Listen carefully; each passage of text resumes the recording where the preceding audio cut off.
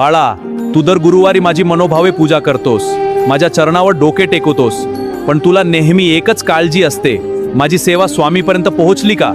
स्वामी माझ्यावर प्रसन्न आहेत का? आज मी तुला स्वतः सांगायला आलो आहे. जेव्हा तू गुरुवारी माझी पूजा करतोस तेव्हा मी तिथेच असतो.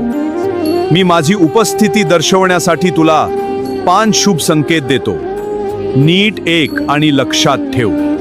जेव्हा तू माझ्यासमोर दिवा लावतोस आणि अचानक त्या दिव्याची ज्योत मोठी होते, किंवा तिचे रूप बदलून तिला फुलाचा आकार येतो, किंवा माझ्या मूर्तीवर वाहिलेले फूल अचानक खाली पडते, तेव्हा समजून जा, मी तुझ्या अगदी जवळ आलो आहे. ते पडलेले फूल म्हणजे माझा तुला मिळालेला आशीर्वाद आहे. तू पूजेमध्ये जी उदबत्ती किंवा धूप लावतोस त्याचा एक वेगळाच मनाला वेड लावणारा सुवास अचानक संपूर्ण घरात पसरतो. पूजेची वेळ संपल्यानंतरही तो सुगंध घरात रेंगाळत राहतो.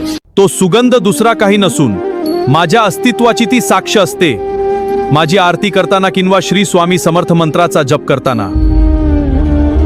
जर अचानक तुझ्या अंगावर शहारे आले किंवा तुझ्या नकळत तुझ्या डोळ्यांतून आनंदाश्रू वाहू लागले, तर समजून घे, तुझ्या आत्म्याने माझ्या परमात्म्याला स्पर्श केला आहे. तुझी प्रार्थना थेट माझ्या हृदयापर्यंत पोहोचली आहे. माझी पूजा करून तू उठता क्षणी जर तुझ्या दारात एखादा भिक्षेकरी, गरजू माणूस किंवा एखादा अनपेक्षित पाहुणा आला, अथवा एखादी गाय किंवा कुत्रा तुझ्या दारात आले, तर त्यांना रिकाम्या हाताने पाठवू नकोस.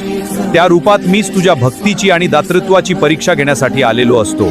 बाळा, पूजा करण्यापूर्वी तुझे मन कितीही अशांत, काळजीत किंवा चिंतेत का असेना, पण पूजा संपताच जर तुला अचानक आतून खूप हलके आणि शांत वाटू लागले, सर्व चिंता मिटल्यासारख्या वाटल्या, तर तो माझा सर्वात मोठा संकेत आहे. मी तुझ्यावरचा संकटांचा भार स्वतःच्या खांद्यावर घेतला आहे, हे त्याचे लक्षण आहे. त्यामुळे पूजेच्या वेळी या गोष्टी घडल्या तर अजिबात संकोच करू नकोस. डोळे मिटून मला धन्यवाद दे. मी तुझ्या घरातच आहे, तुझ्या हृदयातच आहे. लक्षात ठेव, तू माझा अनन्य भक्त आहेस आणि मी कधीही माझ्या भक्ताचा हात सोडत नाही. अशक्य ही शक्य करतील स्वामी.